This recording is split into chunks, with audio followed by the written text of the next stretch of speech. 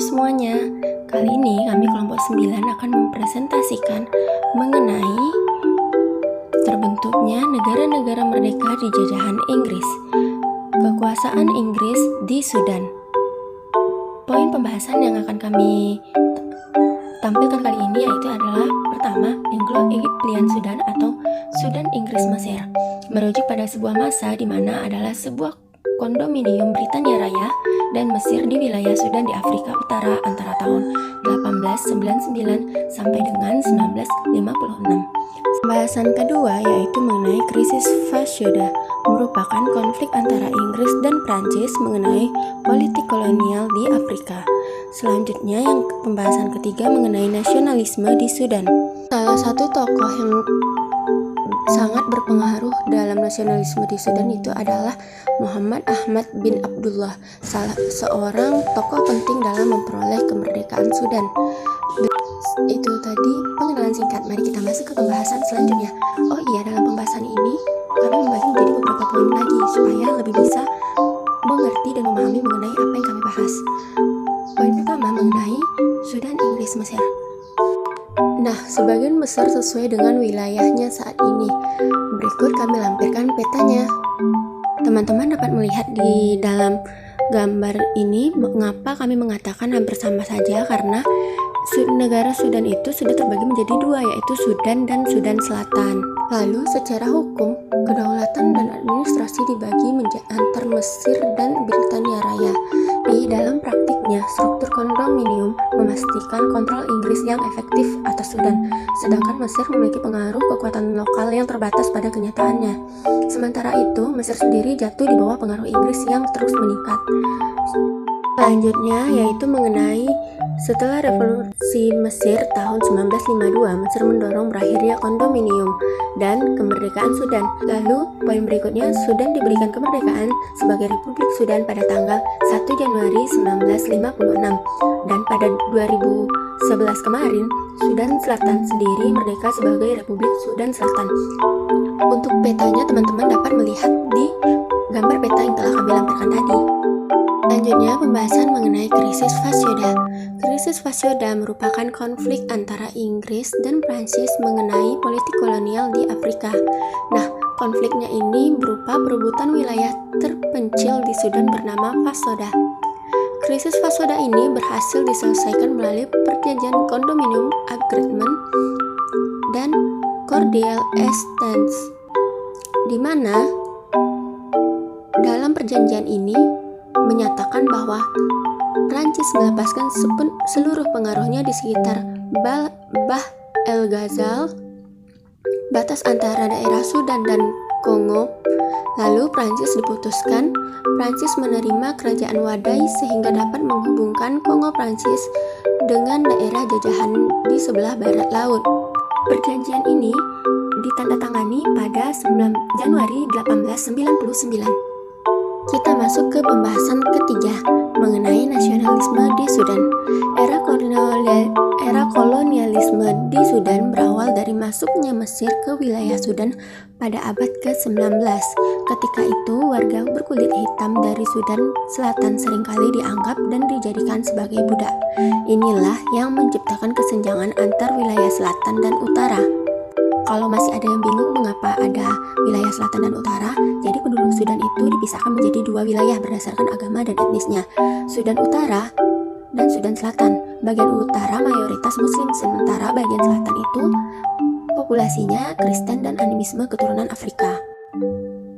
Nah, pada abad ke-9 juga terjadi hal yang sangat mempengaruhi perbedaan antara kedua daerah Sudan ini, di mana pada saat itu daerah Sudan Utara dikelola oleh Mesir yang menjadi bagian dari kekhalifahan Ottoman. Selanjutnya kita masuk ke dampak kontrol Inggris atas daerah Darfur. Dimulai pada tahun 1916 ketika Darfur berada di bawah kontrol pemerintahan Inggris yang memasuki seluruh administrasi kesultanan. Darfur masuk ke dalam pemerintahan Inggris Mesir. Kontrol Darfur di bawah Inggris menyebabkan ketimpangan dalam berbagai bidang kesejahteraan seperti pembangunan dan sosioekonomi. Tidak hanya itu, diskriminasi antar etnis juga terjadi. Hal ini semakin memuncak ketika Darfur menjadi bagian pemerintahan Sudan pada 1965. Diskriminasi yang dialami etnis Afrika Darfur dengan sikap pemerintah Sudan yang menempatkan etnis Arab Darfur dalam tata pemerintahan negara. Karena inilah pada saat itu terjadi pemberontakan oleh rakyat. Dominasi Inggris mulai berlangsung pada tahun 1896. Setelah berhasil menaklukkan Sudan dengan cara bekerja sama dengan Mesir melalui perjanjian yang dilakukan pada bulan Januari 1899. Lalu mereka juga merilis peraturan pada tahun 1922 menjelaskan bahwa Sudan Selatan ditetapkan sebagai wilayah terpisah dan terisolir. Sejak saat itu, Inggris tidak memperbolehkan masyarakat Sudan Utara mengunjungi Sudan Selatan untuk keperluan apapun agar mengurangi interaksi di antara penduduk kedua wilayah. Nah, karena berbagai macam tekanan terhadap rakyat dan juga ketidakpuasan rakyat juga makin meningkat, perlawanan yang awalnya dilakukan dalam gerakan separatis kecil-kecilan makin membludak. Lalu, seorang tokoh yang bernama Muhammad Ahmad bin Abdullah, ia berusaha membangkitkan semangat nasionalisme bangsa Sudan. Ia selanjutnya mendirikan gerakan Imam Mahdi untuk menyatukan seluruh umat di Sudan.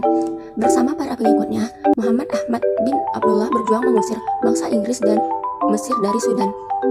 Pada tahun 1881, pasukan Muhammad Ahmad bin Abdullah berhasil mengalahkan pasukan musuh. Mereka berhasil merebut sebagian besar kota Kordofan, Darfur, dan Al-Ghazal. Selanjutnya pada tahun 1884 Sudan berhasil dikuasai oleh gerakan Imam Mahdi. Akan tetapi pada tahun 1885 sang komandan Muhammad Ahmad bin Abdullah wafat. Gerakan Imam Mahdi kembali mulai melemah. Kondisi ini dimanfaatkan oleh Inggris untuk berkuasa kembali di Sudan.